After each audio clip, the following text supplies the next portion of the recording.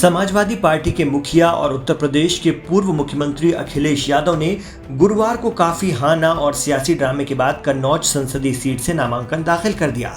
इस दौरान उन्होंने लोगों से बीजेपी को क्लीन बोल्ड करने की अपील भी की।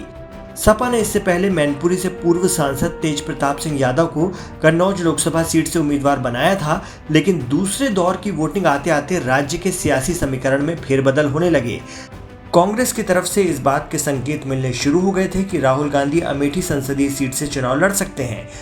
वो इस सीट से 2004 से लगातार 3 बार सांसद रह चुके हैं।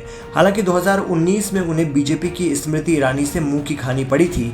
इस बीच ये भी अटकलें लगाई जा रही थी कि राहुल के जीजा रॉबर्ट वाड्रा अमेठी से चुनाव लड़ सकते हैं, लेकिन अब अमेठी युवा कांग्रेस के जिला अध्यक्ष ने पार्टी की रणनीति का खुलासा करते हुए सस्पेंस से पर्दा उठाने की कोशिश की है कि राहुल के अलावा किसी और के नाम पर पार्टी विचार नहीं कर रही है। गौरतलब है कि गांधी नेहरू परिवार के लिए अमेठी और रायबरेली पुश्तैनी सीट और गढ़ रही है। रायबरेली से सोनिया गांधी साल 2004 से ही जीतती रही हैं, लेकिन अब वो राज्यसभा जा चुकी हैं। इसलिए इस बात की भी चर्चा जोरों पर है कि सोनिया की जगह अब राहुल की बहन प्रियंका गांधी वाड्रा रायबरेली से चुनाव लड़ सकती हैं। हालांकि अभी तक इसकी आधिकारिक पुष्टि नहीं हुई है।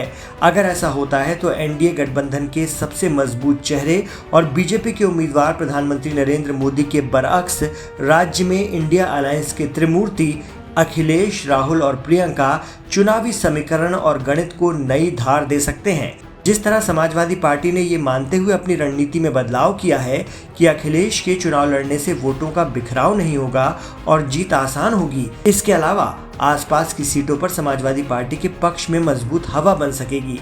इसी तरह राहुल और प्रियंका के उतरने से न सिर्फ अमेठी और रायबरेली में फिर से गांधी परिवार के लिए मतदाताओं में लहर पैदा होगी, बल्कि आसपास की सीटों समेत राज्य में इंडिया अलायंस के पक्ष में हवा बनेगी।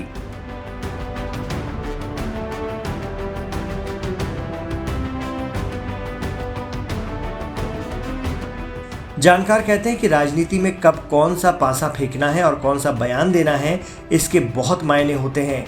इसी बात को ध्यान में रखते हुए कांग्रेस ने भी अभी तक अमेठी और रायबरेली सीटों पर उम्मीदवारों के नाम का ऐलान नहीं किया है। दूसरी तरफ बीजेपी ने भी अब तक रायबरेली सीट पर अपने कैंडिडेट का खुलासा नहीं किया है। चर्चा है कि दूसरे चरण के चुनाव के बाद राहुल और प्रियंका की उम्मीदवारी का ऐलान हो सकता है। 2019 में राहुल गांधी बीजेपी की स्मृति ईरानी से लगभग 55,000 वोटों से हारे थे।